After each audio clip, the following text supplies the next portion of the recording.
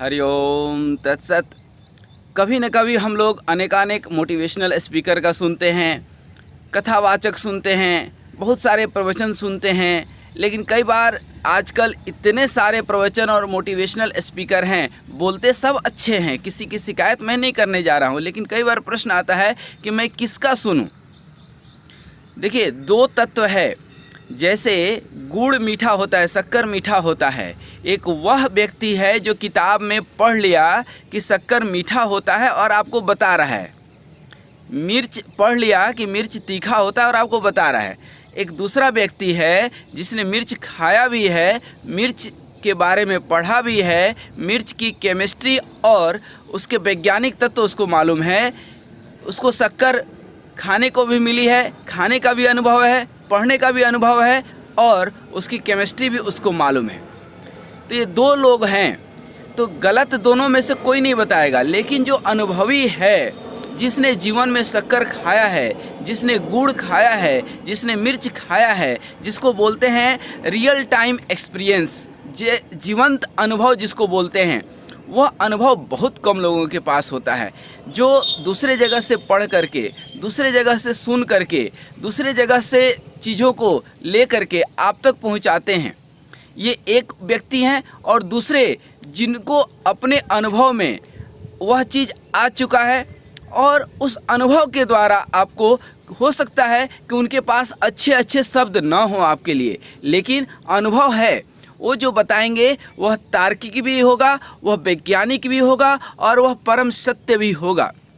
इसी तरह से जैसा कि आपने प्रश्न किया कि किसका सुनना चाहिए, तो ऐसे लोगों को तलाशिए जिनको जीवन में अनुभव है। अब देखिए, बहुत सारे बाबा लोग हैं जो खूब महिमा मंडित अपने आप को भी करते हैं, बड़े बड़े आश्रम हैं, बड़े बड़े भीड़ हैं, लेकिन उनके जीवन में अनुभव नहीं है। जो व्यक्ति अनुभव के लिए 50 साल बिता दिया हो जंगल में अपने तपस्या में, और कोई 20-25 साल का नवयुवक किताब पढ़ करके बहुत अच्छी अच्छी बातें को आप तक पहुंचा देता है, दोनों में अंतर है। महात्मा गांधी किसी को जब बोलते थे गुड़ मत खाओ, तो खुद पहले उसको छोड़ते थे। अर्थात पर उपदेश बहुतेरे, दूसरे को उपदेश देना, पर उपदेश कुशल बहुतेरे। लेकिन जो अपने ऊपर ते नर न घनेरे, अर्थात अपने ऊपर उसको उतारने वाले उपदेश को बहुत कम लोग मिलेंगे।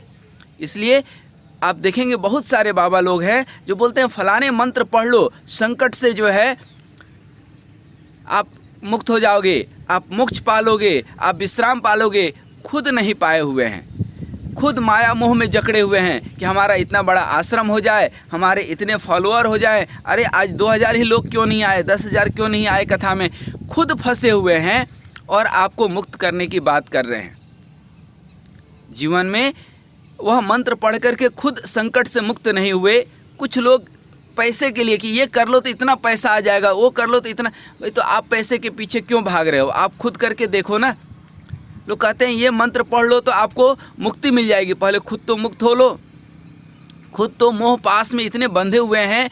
कुछ लोग उस मंत्र को अनुभव में नहीं लाए हैं, पढ़ लिए हैं कि इससे संकट की मुक्ति होती है, लेकिन उनके अनुभव में नहीं है। यदि ऐसा होता तो खुद कर लेते, क्यों यूट्यूब से पैसा कमाने के चक्कर में पड़े हुए हैं। यूट्यूब पे वह इतने बड़े समाज सुधारक होते, ठीक है ना, इतने बड़े समाज सुधारक होते, इतनी बड़ी समाज की उनको चिंता होती, उपदेश की या समाज सेवा का भाव होता, तो यूट्यूब पे एडवर्टाइजमेंट नहीं देते, पैसा नहीं कमाते, फ्री में अपना वीडियो रिलीज करते। लेकिन ऐसा नहीं होता है। कथा वाचने आते हैं, प्रवचन करने आते हैं तो पैसा नहीं लेते। एक से एक मोटिवेशनल स्पीकर आकर के कहीं मोटिवेशनल स्पीच देता है तो हज़ारों लाखों रुपया वह लेता है। ना ले, इतना बड़ा यदि उसके अंदर वह भाव है सेवा का तो ना ले, लेकिन ऐसा नहीं होता है। कोई भी मोटिवेशनल स्पीकर आप देखिए फ्री में आ जाएगा क्या? ये तो कुछ महात्मा लोग हैं जो सचमुच जिनके अंदर वो भाव है। अब कोई गुटखा के ऊपर, नशा व्यसन के ऊपर प्रवचन दे रहा है और खुद जो है वह नशा व्यसन से जो है मुक्त नहीं हो पा रहा है। बहुत सारे डॉक्टर को देखेंगे, बहुत सारे दवा बताएगा, लेकिन खुद जो है ओवरवेट है, खुद डिप्रेशन में है, खुद जो है अनेक खुद के परिवार में शांति नहीं है, दूसरे को शांति का उपदेश दे रहा है। तो ऐसे लोगों का उपदेश सुनने से, ऐसे लोगों का मोटिवेशनल स्पीच सुनने से आप मोटिवेट नहीं बल्कि डीमोटिवेट हो जाते हैं, क्योंकि उनके जीवन में शब्द तो अच्छे अच्छे हैं लेकिन वो भाव नहीं है, और जिसके अंदर भाव नहीं है वह जो है दूसरे के ऊपर प्रभाव नहीं डाल पाता है।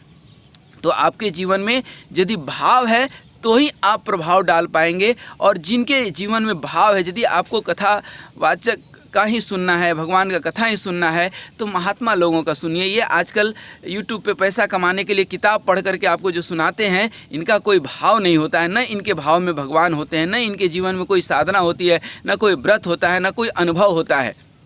इसलिए ये बहुत ज़रूरी है सुनाने के लिए। तो अब एक आप कभी का सुने होंगे कुमार विश्वास है, वो भी आजकल राम कथा कई बार सुनाता है, लेकिन उसके जीवन में कोई भाव नहीं है, उसके जीवन में कोई राम नाम का तत्व का भावना नहीं है। वह पढ़ लिया है, वो सुना रहा है आपको।